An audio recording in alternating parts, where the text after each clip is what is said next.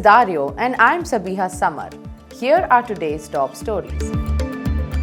Tashkent will host the 19th Forum of the Shanghai Cooperation Organization on June 5, 2024. Organized by the Institute for Strategic and Regional Studies under the President of Uzbekistan, the forum will address the role of the SCO in new conditions, uniting efforts for universal security, stability, and prosperity. Over 40 experts from 10 countries will participate, including representatives from the National Research Centers of SCO member states, specialists from SCO observer states, leaders from the SCO Secretariat, and the SCO RATS Executive Committee. The agenda includes sessions on priority areas of cooperation, enhancing the SCO's effectiveness, and future prospects for improving forum activities. In May last year, the China-Central Asia-Xi'an Declaration was also signed, which reaffirms mutual support between Central Asia and China, emphasizing cooperation in areas like economics, trade, energy, climate change, and cultural links. It also formalized future summits to be held every 2 years, alternating between China and Central Asian states, with Kazakhstan hosting the next meeting in 2025. Moreover, during President Shavkat Mirziyoyev's state visit to China in January this year, the presidents of both countries elevated ties to an all-weather comprehensive strategic partnership. They signed a joint statement and witnessed the signing of numerous agreements on bilateral cooperation across various fields. Qatar Airways has launched its inaugural flight from Doha to Tashkent, marking a significant milestone in international air travel.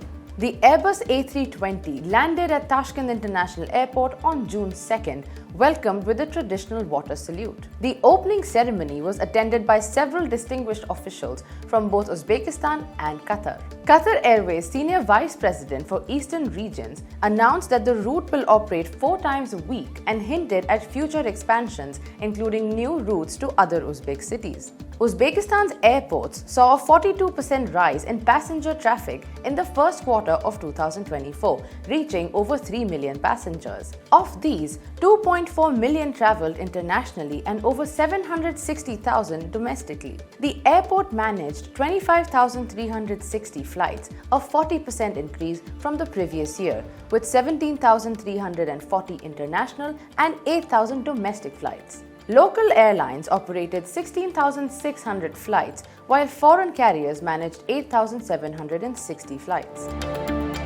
The capital volume of Uzbekistan's commercial banks reached over $31 billion in the first quarter of 2024, reflecting a 21.7% increase compared to the same period in 2023. The Central Bank of Uzbekistan reported that the state-owned banks recorded a capital of over 250 trillion Uzbek som, showing a 2% growth, while non-state banks saw an 88% increase, reaching over 139 trillion Uzbek som. The volume of non-performing loans amounted to over 21 trillion Uzbek som, representing a 4.5% of the bank's total loan portfolios. Uzbekistan's public debt rose to over $34 billion as of early 2024, exceeding the expected figure and constituting approximately 38% of the country's GDP. Kazakhstan's Minister of Foreign Affairs conducted a series of high-profile meetings with leaders of major Italian companies during his visit to Rome. Discussions focused on potential projects in aviation, agro-industrial sector, and personal protective equipment production. The meeting highlighted Italy's interest in Kazakhstan's strategic importance with proposals for advanced agricultural management systems, localizing safety equipment production, and integrating more Kazakhstani materials into Italian products. Additionally, water resource management and sustainable aquaculture projects were key topics, reflecting a commitment to environmental sustainability. Tajikistan's mining output increased by over 18% in the past year, with the mining and precious metals industry producing goods worth over $398 million in the first 4 months of 2024.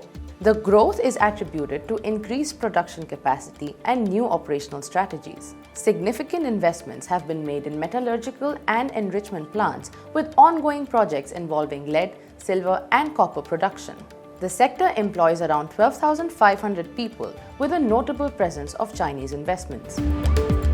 The Food and Agriculture Organization of the United Nations reports that 27% of Afghanistan's population is experiencing an emergency-level food crisis. Strengthening the agricultural sector is seen as crucial for achieving self-sufficiency. Ministry of Economy is coordinating with international organizations to address the food insecurity through increased assistance. Economic analysts stress the need for investment in large infrastructure projects, particularly in agriculture, to achieve self-sufficiency. A recent UN report warns that over 15 million people in Afghanistan will face severe food insecurity this year.